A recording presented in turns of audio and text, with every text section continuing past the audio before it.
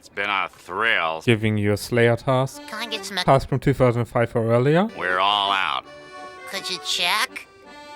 No. Hey everyone!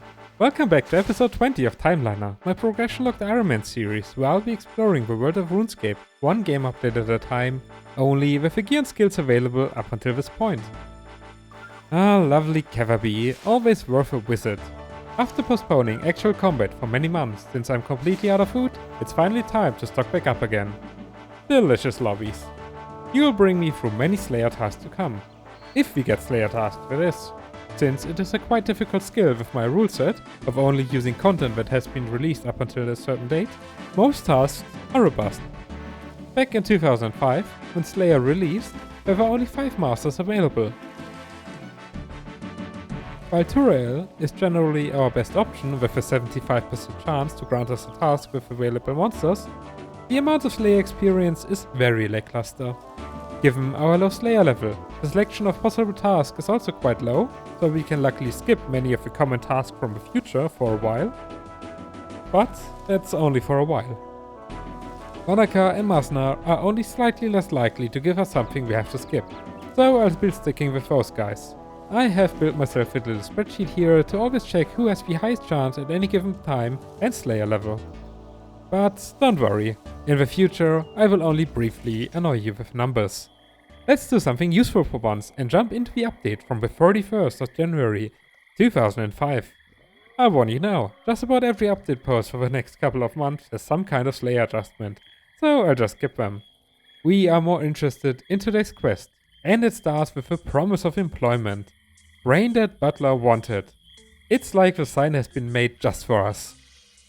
Grave digging skills essential? Sure, I've swung a spade or two.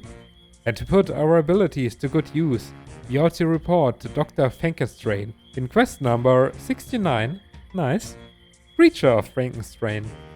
Lovely chalet. Hope we don't have to dust it off. It's gotten a bit of an antique charm. Hello sir, I'm here for a job interview. Sir, what is that in your pants? No, I don't think this is the right job. Good day. Somehow that braindead part of a job description must have come true. I don't know how we got coaxed into collecting body parts for a mysterious experiment, but here we go. A head, torso, legs and arms. Probably best to start dig out some grey. Would you mind? I'm in the middle of something. No weapons against vampires. Better head back. At least we found a hidden star-shaped notch on the grave. I guess that's useful for something. Maybe we find more clues at the castle. An almost equally braindead servant. Hello colleague, how's it going? He lost his head. We need a head. How convenient. And he even shows us the scene of a crime. First body part found.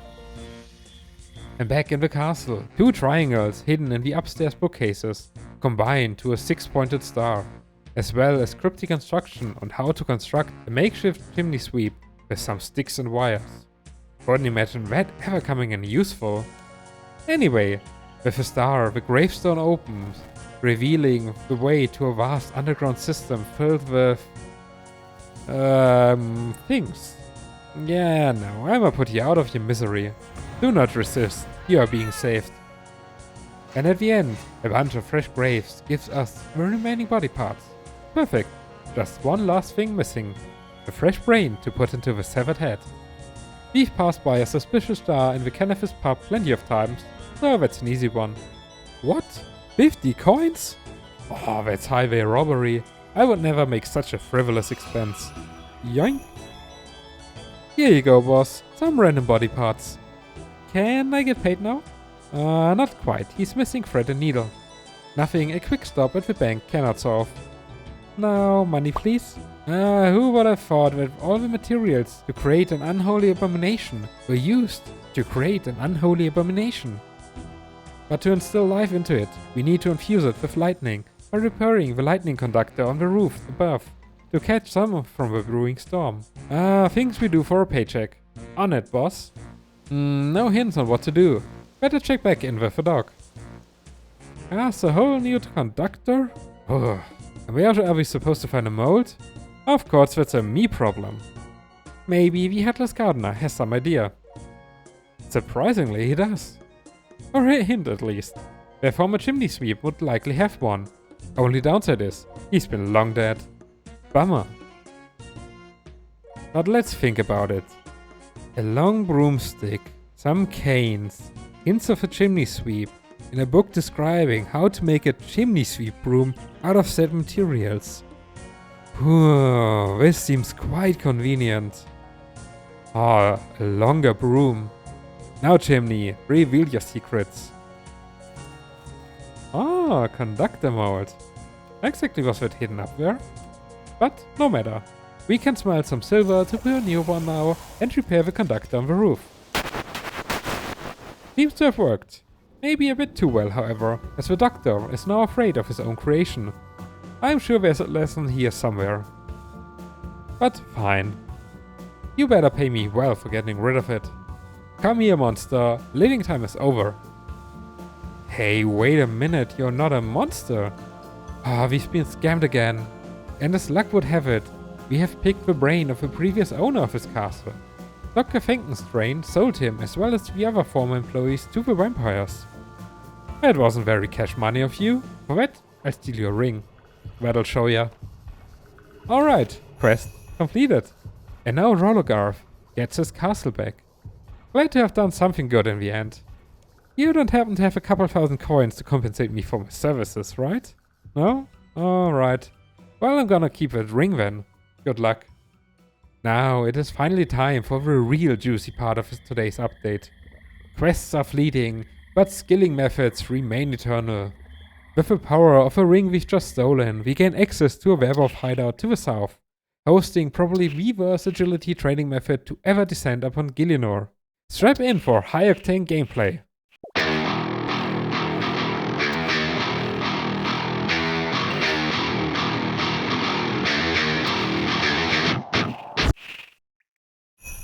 And what do we get for slowly kicking the ball around? 750 XP for 3.5 minutes. Yeah, no, Skullball, you died the day you arrived. Now back to the dead you go. Instead, we'll be looking a week into the future, as we finally get a continuation of the Elven storyline. After our slight mishap in which King Tyrus sadly passed away through the natural cause of spontaneous combustion, we are not on good standing with our pointy-eared friends from Terranville.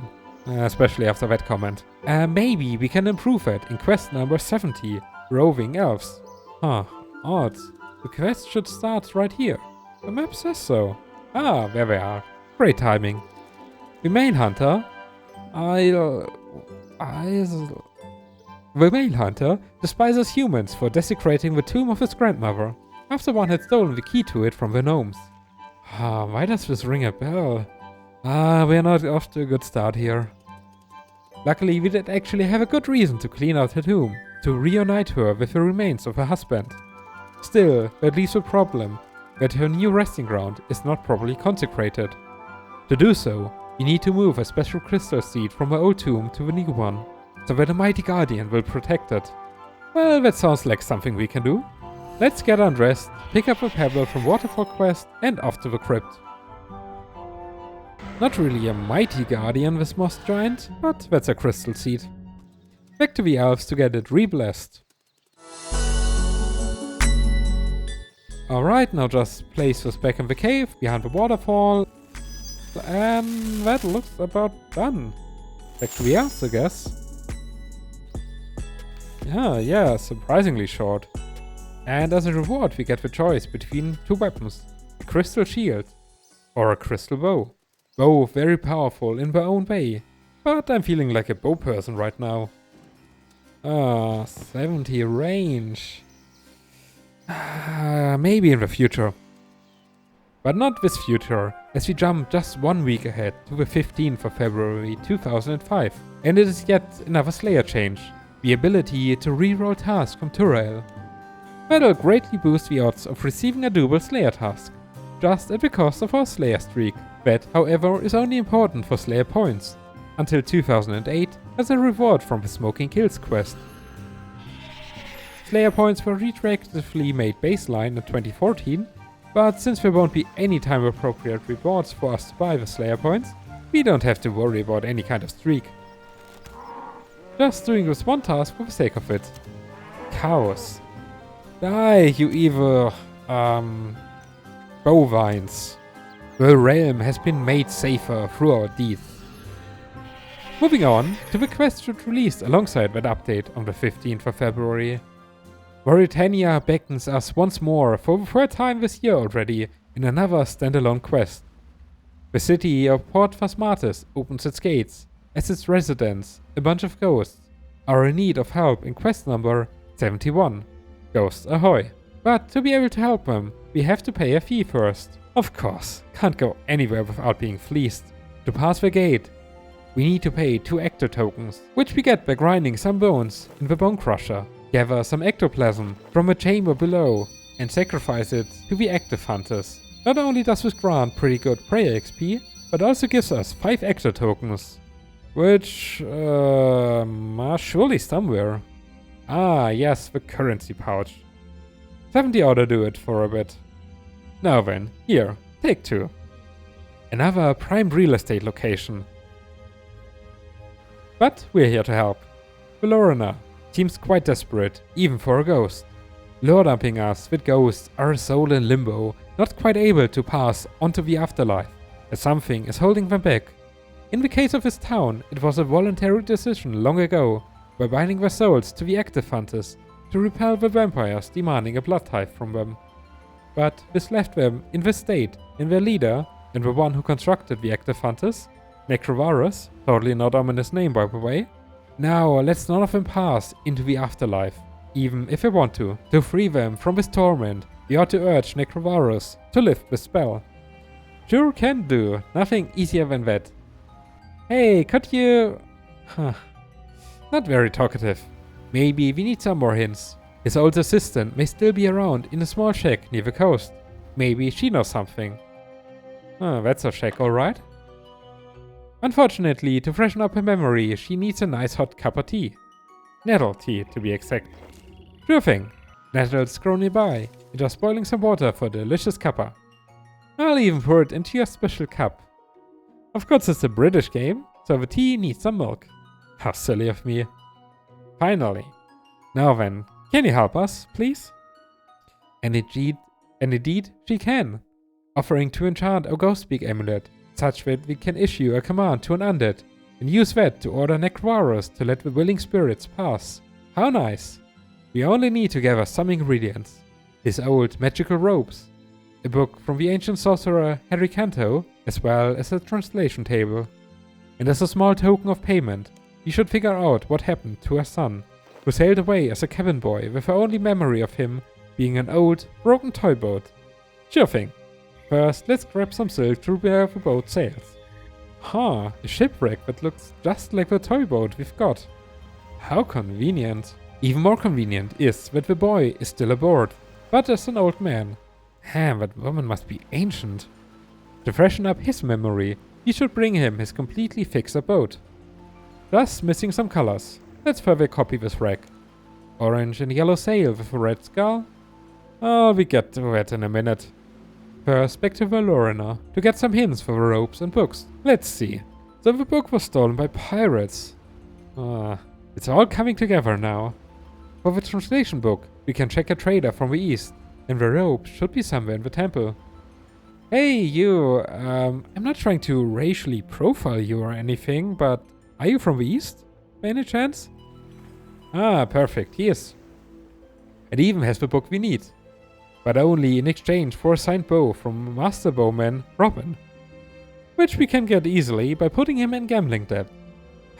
Video games. First part down, onto the temple.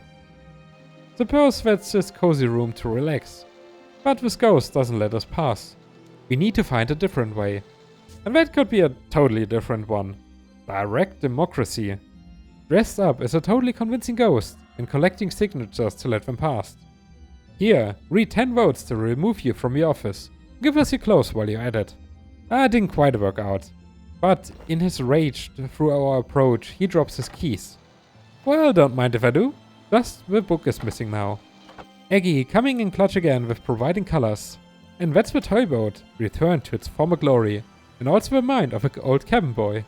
As a reward, a key to the treasure chest aboard, and that's a map. Dragontooth Island. Finding a trustworthy captain to take us there in a sturdy vessel should be easy in such a thriving port city. Now then, start from here, 6 steps south, east, north, east, further south, hopefully didn't miscount, and perfect, all things done. And now with an upgraded Ghost Beak amulet. Necrovarus, I command you to... A chicken impression? No, this is serious. I command you to complete this quest. Huzzah! And that should be our first teleport item, the Actophile. Simply use it to teleport in front of the active hunters. This will come in quite handy for future prayer trainings and rapid escape modes. Whew, what a quest. Didn't remember that one to be that long. Things you have to do without a quest guide. Anyway, following 2 weeks of item rebalancings, we get another content update on the 28th of February. But only a small one, however. Yanni Selika, the antique vendor in Shiloh Village, who gave us gold for the random trash found in Shiloh Village, has a favor to ask. In quest number 72, one small favor. Sure thing, buddy. You can do one favor, no problem. One of these antiques needs a special polish, gathered from a rare red mahogany log. One of the foresters outside the village should have one. Hiya, got some wood for me? You do? Oh, that's great, thank you. Here you go, Yanni. One mahogany log. And that is quest completed. Man, that really was just one small task. Huh? What? What are you talking about? Do you really think in order to get the logs we'd have to sharpen an axe, get protection from a witch, return an apprentice, deliver chickens to an underground cult, forge cages, bring medicine to the smith, craft a new pot for the apothecary, free a potter from a debt, allow a dwarf to become a druid, deliver potions to a gnome, get a weather report, free a mage from stone, restuff a mattress, and finally help another gnome building a landing strip? That would be insane! The quest is literally called one small favor, not many favors. But no matter. Let's look at the rewards. The key ring. This little item allows us to store all the keys from previous quests and such on this one handy item. So much bank space freed up. Very nice. And with that, it's time to call it for today. I hope you enjoyed it. Enjoy me next time with a treasure in the desert looming very close. Until then, thank you for watching and have a great day. Bye.